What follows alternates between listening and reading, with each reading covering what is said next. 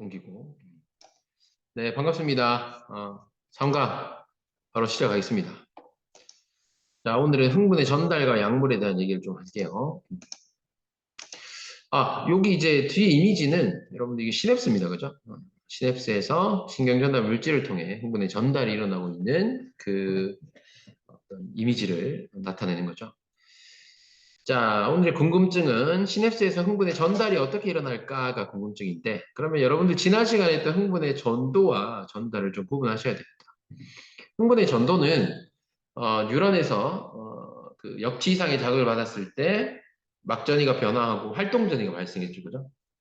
그래서 그 활동전이가 뉴런의 축삭을 따라 쭉 이동하는 것을 우리가 전도라고 하고, 이번 시간에 하는 전달은 뉴런과 뉴런 사이의 그 연접 부위인 시냅스를 통해서 시냅스는 이제 좀 틈이 있거든요, 그죠? 그래서 신경 전달 물질이라는 화학 물질을 분비함으로써 이 화학적 신호를 주는 그것을 우리는 흥분의 전달이라고 불러요. 자, 뉴런 네트워크라고 되어 있는데, 보시면, 지난 시간에도 말씀드렸겠지만, 그, 하나의 뉴런이, 보통 뇌에 있는 하나의 뉴런이 평균적으로 한 약 1000개의 뉴런과 시냅스를 형성하고 있다. 이렇게 말씀드렸는데, 그림이 이제 그걸 묘사하고 있는 거죠. 여기 현미경 사진도 그렇고, 약간 팽이버섯 같기도 한데, 그치? 수준은 다르지만. 자, 그래서 보시면 이제 신경세포체 혹은 그 옆에 있는 가지돌기 쪽에 다른 뉴런과 이런 네트워크, 즉 시냅스를 형성하고 있는 것을 보실 수 있습니다. 그죠? 자, 이제 시냅스라고 하는 것들이 우리가 이런 부위입니다. 우리가 보통 그림 이렇게 그려요. 뉴런 2개 가지고 그림 그리는데 실제로 우리 신경계에는 이게 아니라 이겁니다. 그죠? 이건데 그림상으로는 이렇게 표현한다는 거죠. 자, 시냅스가 있으면 이제 우리가 용어를 이 시냅스를 기준으로 지금 2개의 뉴런을 했을 때 하나는 시냅스 이전 뉴런이라고 하고 하나는 이후 뉴런이라고 합니다. 지금 이 그림상으로는 왼쪽이 이전이고 오른쪽이 이후인데 여러분들이 시냅스 이전 뉴런, 이후 뉴런이라고 얘기할 때는 왼쪽 오른쪽이 중요한 게 아닙니다. 그림을 뒤집어서 그리면 이게 반대가 되거든요. 그래서 사실 이 시냅스 이전 뉴런, 이후 뉴런은 시냅스에서 일어나는 흥분의 전달 방향이 기준이에요. 음. 자, 우리가 뒤에서 할 건데, 어쨌든 시냅스를 좀 확대해서 보겠습니다. 그러면 이 시냅스를 확대하면 이쪽이 이제 축삭 말단 쪽이고, 이쪽이 이제 가지돌기 쪽이거든요. 그래서 흥분의 전달은 반드시 이 축삭돌기 말단에서 가지돌기 쪽으로만 일어나요. 반대로 일어날 수가 없습니다. 그래서 이쪽 방향으로만 일어나기 때문에 이 축삭돌기 말단 쪽을 우리는 이 뉴런을 시냅스 이전 뉴런, 그리고 이제 흥분을 전달받는 이 가지돌기가 있는 이쪽 뉴런이 우리는 시냅스 이후 뉴런이라고 이름을 붙입니다. 자, 그럼 왜 이렇게 한 방향으로만 일어나는지 지금부터 한번 살펴보겠습니다. 자, 지금 그림상의 왼쪽이 시냅스 이전 뉴런이고 오른쪽이 이후 뉴런이라고 말씀드렸고 왼쪽이 축삭돌기 말단이고 오른쪽이 이제 가지돌기 쪽입니다. 자, 이 축삭돌기 말단에는 그 시냅스 소포라는 게 있어요. 지금 여기 이제 이 동그란 주머니가 시냅스 소포인데 어쨌든 이 축삭을 따라 전기적 신호, 즉 활동 전이가 발생해가지고 이게 옆으로 쭉 이동하면서 흥분이 전도돼서 오다가 이 축삭 말단에 이 흥분이 도달하면 이 시냅스 소포에다가 신호를 줍니다. 그러면 이 시냅스 소포가 이 축삭 돌기 말단에 있는 세포막 쪽에 가서 이 막과 융합함으로써 그 안에 들어있는 이 빨간색 물질을 방출할 수 있어요. 그럼 지금 이 그림에서 이 빨간색 물질이 뭐겠습니까? 그렇죠. 신경 전달 물질입니다. 그렇죠? 신경 전달 물질의 종류가 굉장히 많습니다. 물론 우리는 이제 생명과 원에서는 주로 아세틸콜린과 노르에피네프린 이 2가지를 얘기할 건데 실제로는 종류가 훨씬 많아요. 그보다. 자, 그러면 이렇게 방출된 신경 전달 물질이 이 시냅스 사이에 있는 이 시냅스 틈에 있다가 이제 시냅스 후뉴런의 가지돌기 쪽에 있는 수용체와 결합을 합니다. 자, 이 수용체와 결합을 하면 그 다음 이제 어떤 일이 벌어지냐면 자, 화살표를 보셨죠? 자, 여기서 이제 주의할 점은 학생들이 여기에서 이제 5개념을 가질 수 있어요. 어떤 5개념이냐면 이 신경 전달 물질이 지금 이 빨간색 화살표처럼 이 가지돌기를 뚫고 들어가는 거지. 세포막 안으로 들어가는 거지. 이렇게 생각할 수가 있습니다. 근데 그것은 5개념이에요. 그렇지 않습니다. 이 뚫고 들어가는 것은 나트륨 통로입니다. 나트륨 이온이 들어가는 거예요.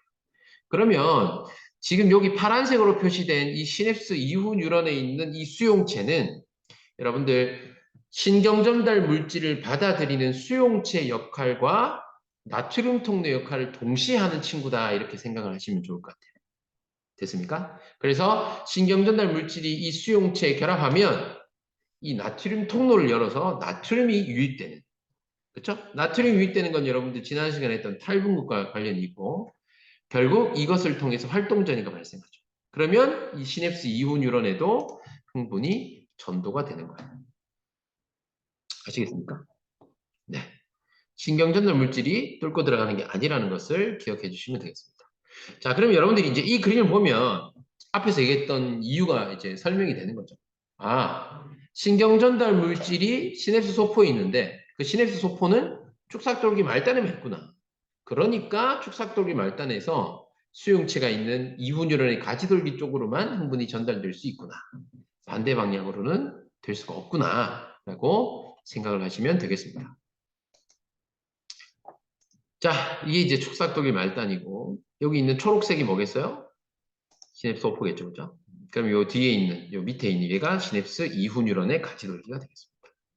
그쵸? 현미경 사진으로 봐도 그렇습니다. 여기 보시면 이 축삭돌기 말단에 시냅스 소포가 굉장히 많고 요 사이에 있는 요 틈이 이제 시냅스 틈이겠죠, 그죠?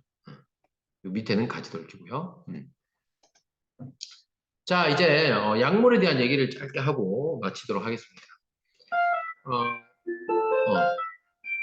어, 좋아요. 여러분들은 지금 그 열심히 4교시를 치고 있습니다. 학력평가 시간에 저는 이제 혼자 생물실에서 지금 강의를 하고 있는데요. 세로토닌 얘기를 좀 하면 이 세로토닌은 신경전달 물질입니다. 대부분은 이제 위장관에서 이제 만들어져서 분비가 돼서 그런 위장 운동에 관여하는 게 있고 또 이제 나머지는 중추신경계에서 만들어집니다. 뇌와 척수 같은 중추신경에 만들어지는데 그때는 이제 보통 이 세로토닌이 어떤 행복감, 또 이렇게 뭐 만족감, 약간 또 웰빙, 약간 이런 거에 관여한다고 보시면 돼요. 그래서 이 세로토닌이 부족하면 우울감이 오는 거죠. 근데 그게 이제 일시적인 게 아니라 어떤 이 신경학적인 어떤 문제가 될 정도로 부족하다. 그러면 이제 그게 우울증이 되는 거죠. 그래서 이제 우울증이라는 거는 요즘에는 이제 현대에는 시각이 많이 바뀌었죠. 옛날 같은 경우는 뭐 우울증 하면은 기분 탓이지. 뭐 맛있는 거 먹고 기분 전환해라. 뭐 이렇게 생각하는 사람이 많았다면 이제는 이제 좀 사회적인 인식이 이제 이것을 어떤 이 정신의학적인 그죠? 질병으로 보죠, 그죠? 그렇습니다.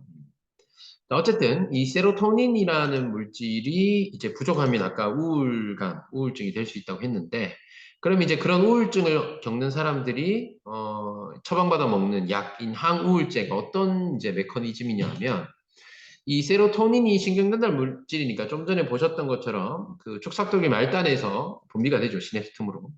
그럼 이후 가지돌기에 이제 수용체 결합을 하면서 그 세로토닌이 가지는 그 기능들, 그 신호를 전달할 수 있는 거예요. 그리고 이제 이 세로토닌이 신경전달 물질이니까 뚫고 들어가지 않죠. 이 수용체에 결합했다가 이제 자기가 할 일을 다 하면 이제 여기서 떨어져 나와서 다시 그 축삭 말단 쪽으로 재흡수가 됩니다. 다시 써야 되니까요. 근데 이제 이 항우울제는 어떤 역할을 하냐면 이 재흡수 경로를 차단해버려요. 그럼 여기에 있는 이 억제제라는 친구가 이제 항우울제 약입니다. 약물. 그래서 항우울제 약을 먹으면 이게 우리 몸에 이제 흥분에 전달하는 과정에서 세로토닌이 재흡수되는 그 경로를 막아버려요. 그럼 세로토닌이 재흡수되지 못하고 이 시냅스 틈에 이제 축적이 되겠죠. 그러면서 세로토닌의 어떤 그 기능이나 어떤 역할을 좀 이렇게 신호를 과잉해서 전달함으로써 그 어떤 우울감을 좀 이렇게 극복하는 이런 메커니즘을 갖고 있다고 보시면 되겠습니다. 자, 두 번째는 이제 카페인인데요. 여러분 카페인은 이제 뭐라 그래야 될까요? 여러분들 좀 각성 효과. 그래서 이제 졸리거나 막 또 과로하거나 공부하다가 이렇게 좀 피곤할 때 이렇게 막 잠 올 때 카페인을 섭취해서 이렇게 좀 각성 효과를 내는데 사실 그림에 커피가 있긴 하지만 카페인이 많다고 알고 있죠. 뭐 커피뿐만 아니라 녹차나 여러분들 또 보니까 학생들 뭐 에너지 음료 자주 먹던데 시험 기간에 그런 거에도 이제 카페인이 굉장히 많은데요. 사실 이제 이 카페인이라는 물질이 그 우리 몸의 아데노신과 굉장히 유사해요. 그러니까 여러분들 이제 잠이 온다는 거는 사실 물론 여러분들 그 수업 시간에 습관적으로 이렇게 조는 거 말고 정말 내 몸이 피곤해가지고 내추럴하게 잠이 온다는 거는 그 정말 그건 그냥 사실 이제 그 자연스러운 거죠. 그래서 그럴 때는 쉬면 돼요. 쉬어야 됩니다. 그렇죠? 근데 그 잠이 온다는 신호도 사실은 이제 이렇게 좀 생각해 보면 여러분들이 에너지를 굉장히 많이 쓰면 ATP를 굉장히 많이 쓰잖아요, 몸에서. 그러면 이제 ATP가 막 소모되면서 아데노신, ATP 할 때 나왔던 거잖아요. ATP가 아데노신 3인산 아닙니까? 그럼 이 아데노신의 양이 많아지면 이 아데노신이 아데노신 수용체와 결합하면 몸을 쉬게 하고 싶어요. 그러면서 이제 졸음이 오고 좀 이렇게 좀 처지면서 좀 릴렉스, 이렇게 좀 쉬어야겠다라는 그런 어떤 정보를 주는 거죠. 이제 그게 이제 자연스러운 건데 만약에 이제 여러분들이 카페인을 섭취를 해버리면 이 카페인이 아데노신과 구조가 유사해가지고 아데노신이 아데노신 수용체 결합해야 될 자리에 카페인 지가 대신 결합을 해버려요. 그럼 아데노신이 결합을 하면서 어떤 그런 쉼이나 졸음에 대한 정보를 줄 수가 없는 거예요. 카페인은 결합하면은 아데노신 대신에 결합은 할 수 있지만 아데노신이 갖는 고유의 기능을 전달하지 못해요. 그렇죠? 그러니까 결합하면서 오히려 방해를 해버리는 거죠. 그러면서 어떤 계속 이 각성 상태를 유지하게 되는 그런 원리라고 보시면 돼요.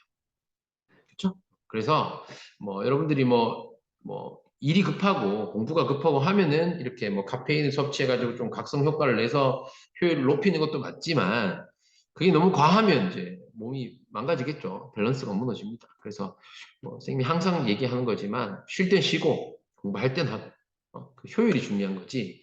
자꾸 여러분들 그 공부하는 척 책상에 새벽까지 앉아가지고 집중하는 시간 얼마 되지도 않으면서 공부하는 척, 그 자기 합리화, 자기 체면하지 마시고 효율성 있게 그렇게 할 땐 하고 쉴 땐 쉬고 그것들 잘 하셨으면 좋겠어요.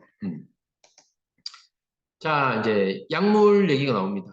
앞에서 여러분들 카페인이나 세로토닌 보신 것처럼 대부분의 약물은 이 흥분 전달 경로에 영향을 주는 것들이 많습니다.